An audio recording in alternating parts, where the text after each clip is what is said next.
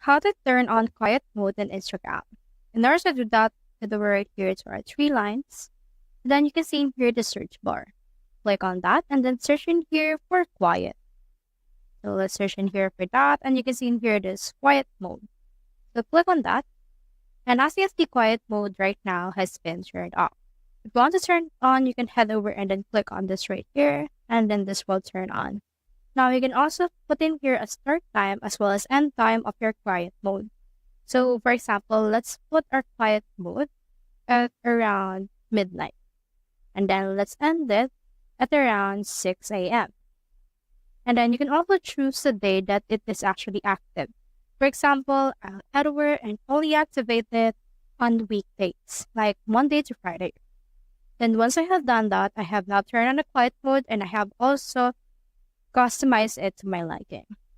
So that's how you turn on quiet mode in Instagram. Hope you help.